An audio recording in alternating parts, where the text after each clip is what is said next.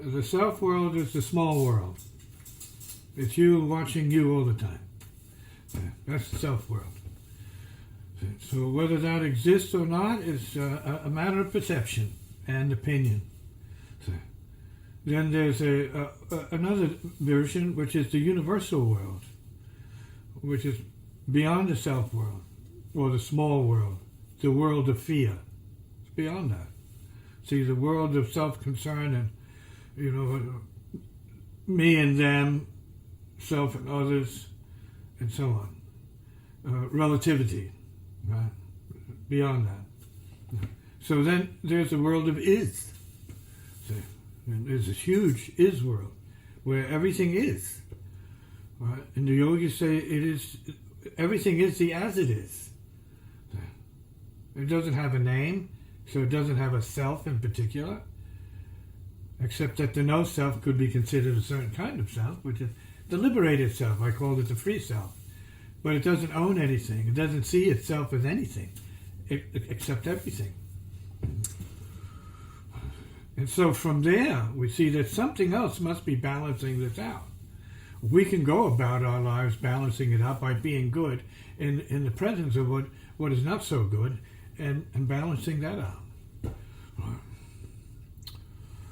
The medical practitioners have a job of balancing, but they have to balance themselves out. It's easy for them to put bandages on the wounded, the injured, and take care of them, but you got to take care of yourself too. Who's cleaning you up? See, so we can say then that this is self-balancing, but that is like masking the nature of karma. See?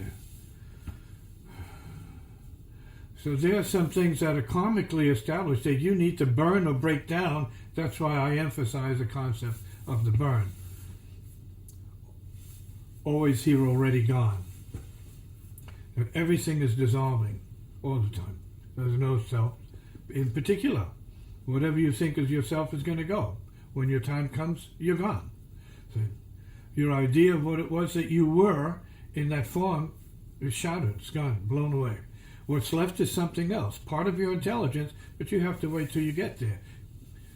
Unless you're cultivating it now. And if you're cultivating it now, then you have a better idea what you might be when you leave the body and its universe, its karma, its baggage, its suffering.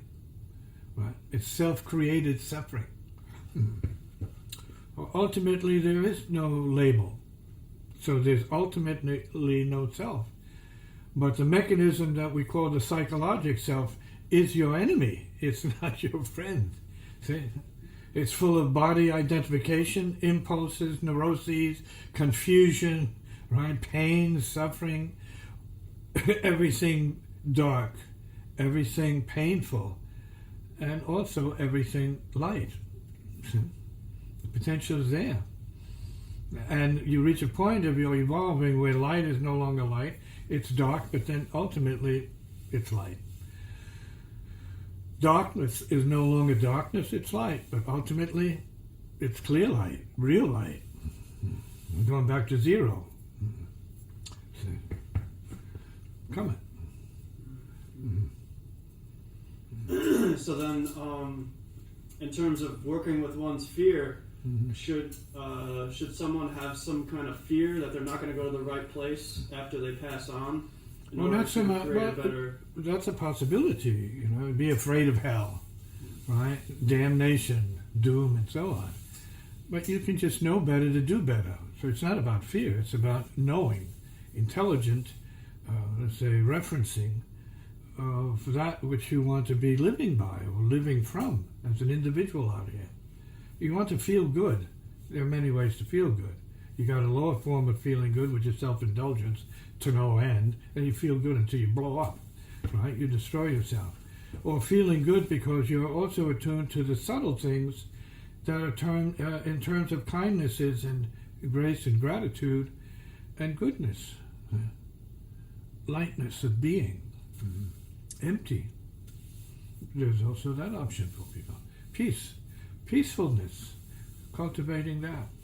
Not as a cop-out, but as a very powerful healing element that people who are already let us say, strangling them, right? Self-strangled, need some relief. See? So there's something healing in terms of what peace is, can be, and should be shared as.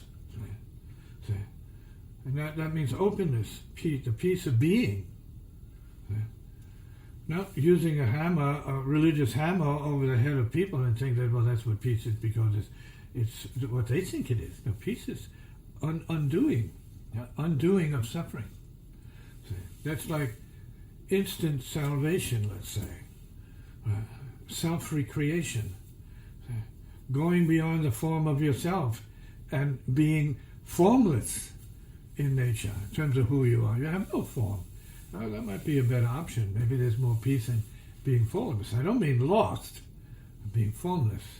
See, open beyond your self-programming, which means maybe the heart has a bigger version of that to share with the world. When the heart is open, I call it the heart is the universe is the heart. Mm-hmm.